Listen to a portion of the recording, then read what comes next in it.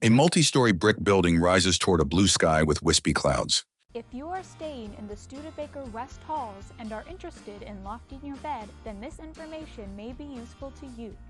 Studebaker West has a few bed lofting options: low to the ground, medium level, or bunked. To bunk your bed, you need to acquire 4 pins and a mallet from the front desk. First up, we'll show you how to arrange your bed low to the ground. Make sure to remove your mattress from the top of the bed frame and remove anything that may be underneath the bed. 2 students remove items from under a bed and lift a mattress. Next, with a friend, detach the bed frame from the wooden ends and lower it until it fits into the bottom divot. A student hits upward on the bottom of the metal mattress frame with a mallet and pushes the wooden ends out. The students lower the bed frame. Push everything back together and with a friend, put your mattress back on top of the bed frame. The students lower the mattress onto the bed frame. If students would like to store personal items under the bed, then they can loft their bed to a medium level. The last and most popular option for bed lofting in Studebaker West is bunking.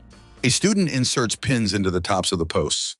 Take the 4 pins and place them into the 4 posts. He pushes the pins on the posts with the palm of his hand. Then take the bedposts and align them so that the screws fit into the bottom of the top bedpost. He uses the mallet to hit the upper posts. The upper and lower posts come together. After that, take your second bed frame and place it into one of the top slots. With a friend, move your mattress up onto the top bunk. Now enjoy all of your extra floor space. A room has closets, a desk, and a bed. Logo: Ball State University.